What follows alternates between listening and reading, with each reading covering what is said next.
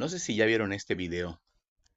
Ok, este video es solo para las chicas. ¿Tú te habías dado cuenta de que cuando Dios le quería hablar a los hombres, decía cosas como, sube al monte, ve al desierto, escala esa montaña? Pero cuando quería hablar con una mujer, él bajaba. Vamos a responderlo.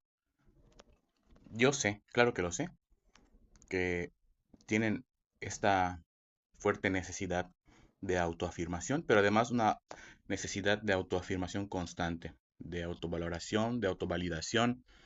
Por eso es que las redes sociales están llenas de mensajes de poderosas que son. Se echan flores solas, automotivándose todo el tiempo. Pero la Sagrada Escritura es la Sagrada Escritura y la teología es la teología. Y es por esto que, aunque sé y soy consciente de las necesidades que tienen de autovaloración y autoafirmación, voy a contestar este video porque no me parece que esté bien que se inventen una teología con esta excusa. Esta chica intenta justificar bíblicamente un supuesto trato de princesas de parte de Dios hacia las mujeres, como si fuera un trato preferencial. Pero vamos a ver a quienes llamó Dios para que subieran a la montaña. El primero fue Moisés.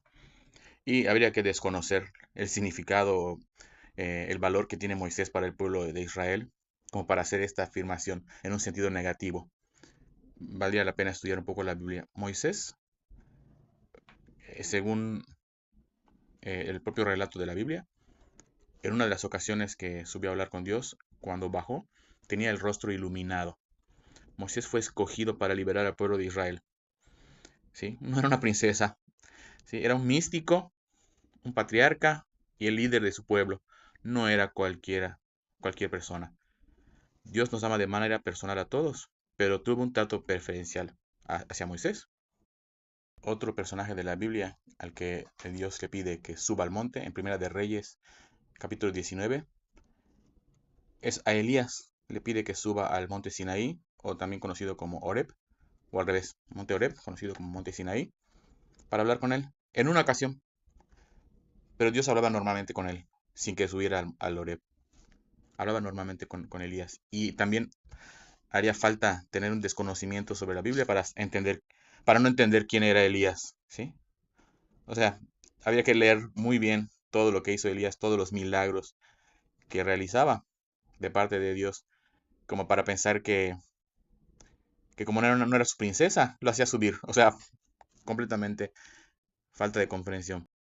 También a Abraham, en el capítulo 22 del Génesis, le dice que suba al monte para hacerle una promesa que no le hizo a nadie más, sino a Abraham, ¿sí? O sea, habría que tener un poquito alterado los significados de las cosas como para pensar que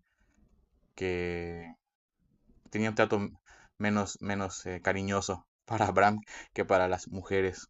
No sé si se entiende. Fue para hacerle una promesa, no para hablar con él.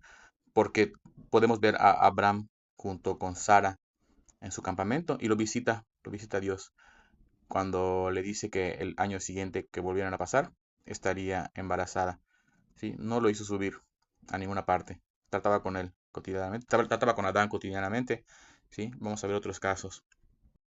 Los 12, 15, 17 y 18 del Génesis podemos leer eh, cómo Dios habla con Abraham sin necesidad de que suba.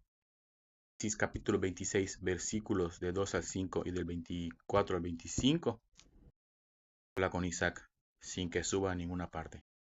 Jacob en Génesis 28, versículos del 10 al 22, en el capítulo 31, versículo 3, en el capítulo 35, versículo del 1 al 15, habla con José, el de Egipto, en Génesis capítulo 37, versículos del 5 al 11, habla con el profeta Samuel, en 1 de Samuel capítulo 3, versículos del 1 al 21, habla con el rey David, en 1 de Samuel capítulo 23, versículos de 2 al 4, en el capítulo 30 de 1 de Samuel, versículos del 8 al 10, habla con Salomón en Primera de Reyes, capítulo 3, versículos del 5 al 15, en el capítulo 9, versículos del 2 al 9.